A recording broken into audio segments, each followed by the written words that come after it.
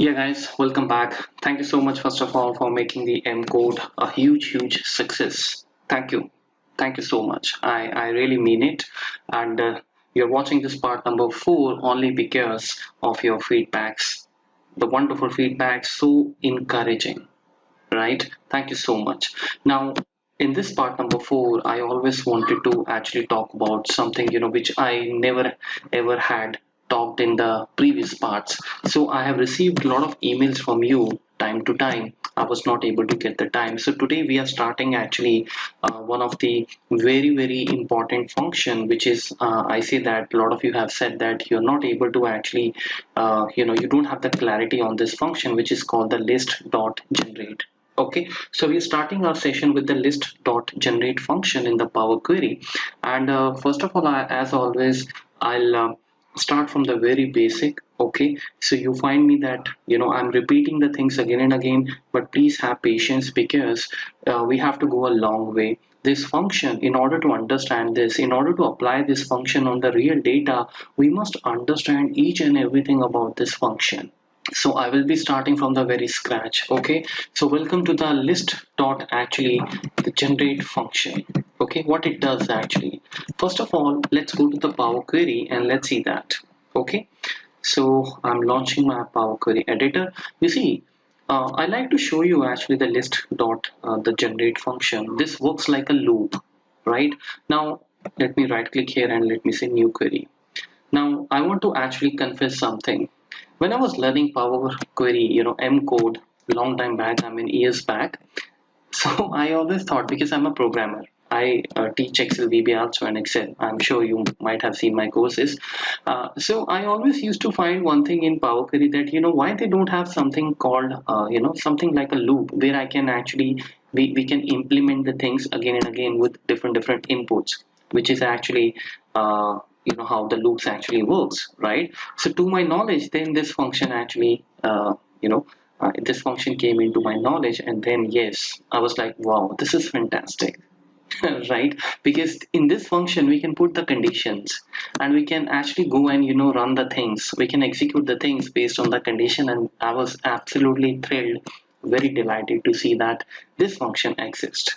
Okay, so first of all, when I'm going to start this, I really don't want to take you directly to some data and start working. No, let us understand this function, as I said, from the very basic.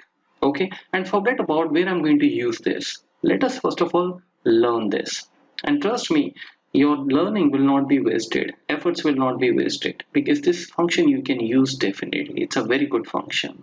Okay, so first of all, let me write here list dot actually the generate. You see that this is your actually the function list dot generate. What it does, let's go and check the parameters first of all. Okay, so as usual, you know that in the M code we have this IntelliSense, and it tells us about the functions. I mean, the whatever function you're using, it tells us about the parameters, right? Like in Excel also. And I have covered all these things previously also. So here we have actually got three parameters. One is the initial as function, condition as function, and the next as function. Okay, next as function. So there are three parameters over here. Now what these parameters are going to do. Okay, so see, so initial as function means that you have to write a value here as a function. Initial means that that is going to be the first input, that is going to be the first very input which you will use in your this the program. Now for example, let's say that I want to print here 1 2 3 4 5 6 7 8 9 10 using this function, right? Using this function.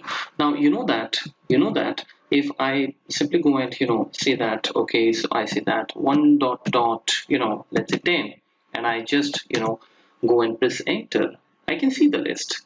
Now this is the same thing I want from the list dot generate function, right?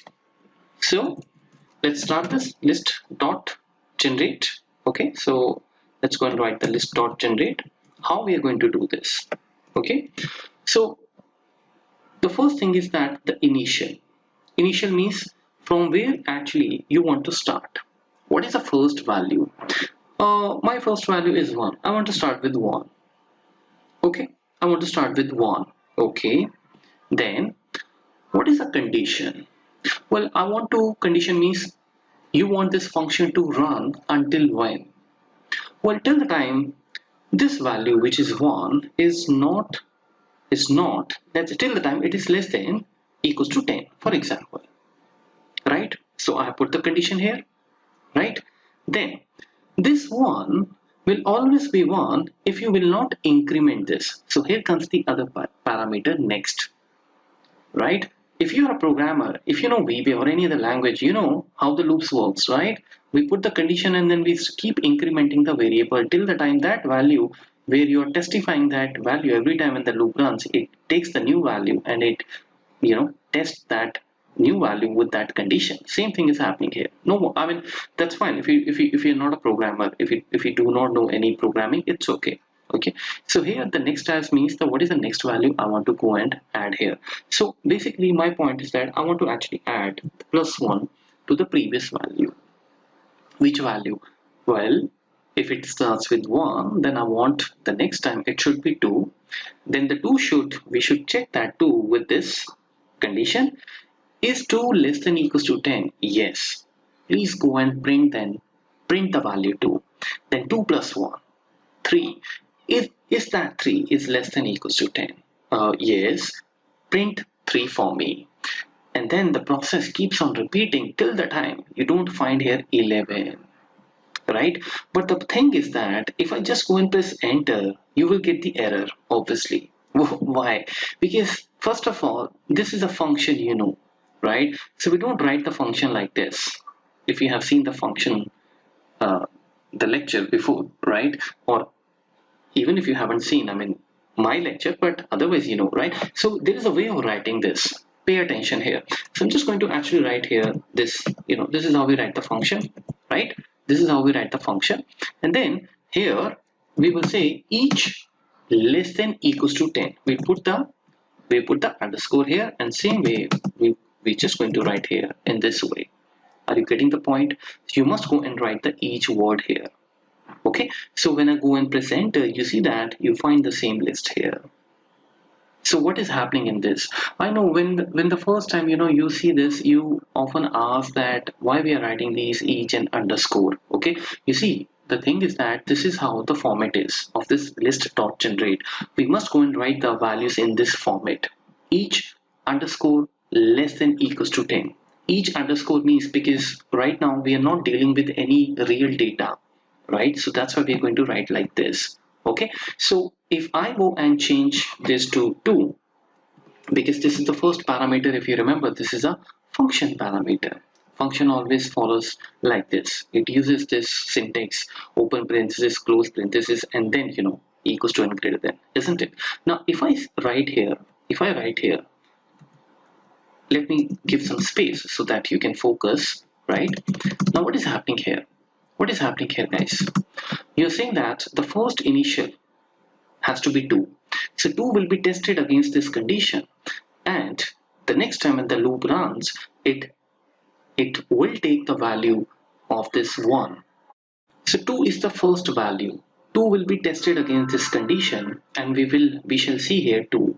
Next time 2 will be incremented by 1. Then there will be a 3, and 3 will be tested, and then 4, and then 5, and so on. So if I go and press enter, you see that the numbers are changed. So we are able to generate a list the way we actually want, and there is a condition here. So when we start working with the real data, now this time we have this fabulous feature that I can go and run the one thing with the different inputs again and again till the time the condition never fails. Okay, so we will come to that obviously. Right now, do you understand this thing? Right? So remember, if I just show you the parameters again, initial as function. Initial as function means what is the first value you want to go and give as an input, and because it is a function, so that's how we write it. Then there is a condition and there is a next as function. Okay, so that's how this is how we write it. Got the point, right? Now if you have understood this, if you have understood this list dot generate, now let me ask you one thing. So what happens if I want here 2 and then maybe 4, and then 6, and then 8, and then 10. So I want to actually skip one value. What will you do? And I want to print here from the, I want to skip one value, right? So what will you do? Obviously you come here and you say this time the increment has to be plus 2. So if it starts with 2, the next value will be 2 plus 2. So when you add 2 like this, that means the initial value is 2, and then 2 plus 2 will happen, that is going to be 4.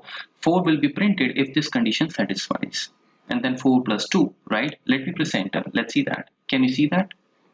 Right? So I hope this very small lecture on the list.generate has given you a understanding, clear understanding, and those things like I am not able to understand the list.generate from the internet. I'm sure now the things your basically the thought process now on this list.generate is clearer, right? And this will also give you the confidence to now go ahead and check this list.generate in other forms as well, because this is just a beginning. So let's now meet in the next lecture and let us see that what are the other ways we can use this list.generate.